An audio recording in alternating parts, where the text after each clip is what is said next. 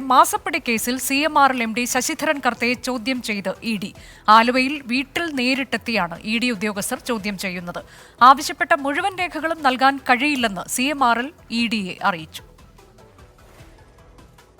ശശിധരൻ കർത്തയുടെ ആലുവ തോട്ടയ്ക്കാട്ടുകരയിലെ വീട്ടിൽ നേരിട്ടെത്തിയാണ് ED ഉദ്യോഗസ്ഥരുടെ ചോദ്യം ചെയ്യൽ.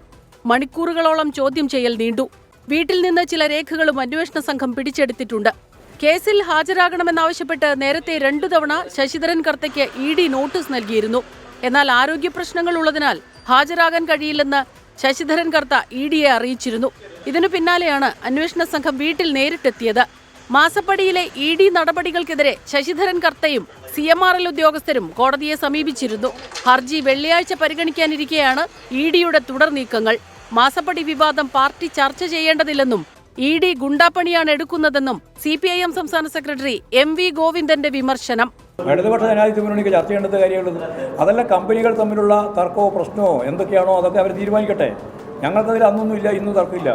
ഞങ്ങൾക്കുള്ള ഒറ്റ കാര്യം അതിൻ്റെ പേരും പറഞ്ഞ് പിണറായി വിജയൻ എന്ന CPIM നേതാവിനെയും മുഖ്യമന്ത്രിയെയും അതിലേക്ക് കടന്നു ചെല്ലാൻ നടത്തുന്ന ഒരു ശ്രമത്തെയും അന്നും അംഗീകരിച്ചില്ല, ഇന്നും അംഗീകരിക്കില്ല, നാളെയും അംഗീകരിക്കില്ല. ഇതാ നമ്മുടെ അടുത്ത നിലപാട്. എക്സാലോജിക്കുമായുള്ള ഇടപാടുകളുടെ രേഖകൾ ഹാജരാക്കാൻ കഴിയില്ലെന്ന് CMRL EDയെ അറിയിച്ചു. ഇന്ററീം സെറ്റിൽമെന്റ് ബോർഡിന്റെ നടപടികൾ തീർപ്പാക്കിയതാണെന്നും മറ്റൊരു ഏജൻസികൾക്കും പുനഃപരിശോധിക്കാൻ കഴിയില്ലെന്നുമാണ് CMRLന്റെ മറുപടി. 24 കൊച്ചി.